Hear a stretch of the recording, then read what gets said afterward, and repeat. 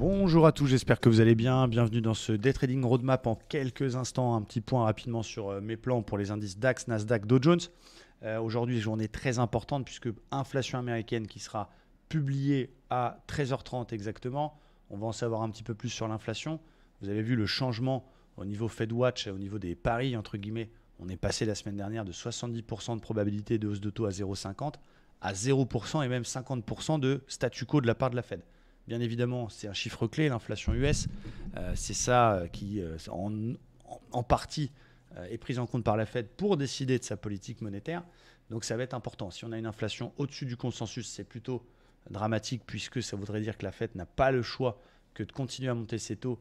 Et ce que le marché a anticipé ces derniers jours est complètement contrebalancé. Donc ça sera négatif pour le marché. Si à l'inverse, l'inflation est conforme aux attentes, voire en légère baisse, eh bien, ce serait plutôt positif, même si c'est un petit peu anticipé par le marché. Donc, ça va être important. Donc, dans ces jours-là, on ne trade pas. On ne fait pas de trading au moment de l'inflation ou même avant. On verra après pour essayer d'aller dans le flux de la news, si on a la possibilité de rentrer sur un repli dans l'un des deux sens ou même de jouer une récupération d'excès. Mais prudence. Aujourd'hui, on est sur le DAX. À ce moment-là, on a plutôt un flux baissier du côté du DAX. Plutôt envie de vendre ce flux baissier, même si on a une zone qui tient pour l'instant, cette zone 15 000 points. Chiffre rond. Mon scénario, c'est une vente un petit peu plus haut sur la résistance oblique et l'ancienne zone bad range, voir ce qui va se passer autour des 15 280, 15 300, et ou si on casse les plus bas d'hier. Si évidemment, à l'inverse, on pète la résistance et on réintègre les 15 300 et au-dessus, j'enlève mon scénario de vendre et on fera des achats dans le flux. Voilà, par contre, ce que je surveille du côté du DAX. Du côté du Dow Jones, on a vu notamment le Standard & Poor's qui est sur un bon niveau, c'est 50% de Fibo. Et c'est une zone support vers les 3009. Donc ça tient pour l'instant. Et donc du coup, voilà, on est dans une phase de baisse, mais on a encore des niveaux importants qui tiennent.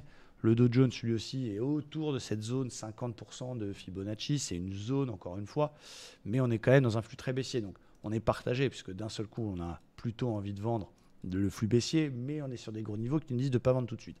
On va surveiller ce qui va se passer après l'inflation. On peut avoir une explosion dans un sens comme dans un autre. Mais dans le cadre où on reste modéré sur les mouvements, je vais surveiller pour une vente, un retour sur cette résistance, voire sur le haut de ce range, 32 600. Je ne ferai des achats que si on retourne le flux et qu'on repasse au-dessus de ma golden zone, 32 800. C'est possible, encore une fois. À l'inverse, on casse le range, on continuera à faire des ventes pour aller chercher les 61,8. Pour finir sur le Nasdaq, et on a Marc qui est derrière moi. Merci Marc. Zone support sur le Nasdaq qui tient. C'est aussi 12 000 points, chiffre rond. C'est aussi 50% de Fibo. On est toujours dans une baisse sous les moyennes mobiles dans un canal baissier, mais sur des supports. Donc, on doit patienter. On doit attendre quelque chose de clair. Je vais attendre soit une cassure des 12 000, on casse une bonne fois pour tout le support pour aller chercher mes 11 700 qui est à peu près le bas de canal et le 61,8. À l'inverse, je ne ferai des achats sérieux que si on casse le canal par le haut et les 12 400. C'est une petite zone polarité qui m'intéresse beaucoup. 12 300, en cas de rebond technique là-dedans, plus signal, zone que je pourrais vendre si jamais on a du 5 étoiles. Voilà pour les niveaux que je surveille. Je vous réinvite à rester extrêmement prudent sur l'inflation. Très belle journée de trading à tous et à très bientôt. Ciao.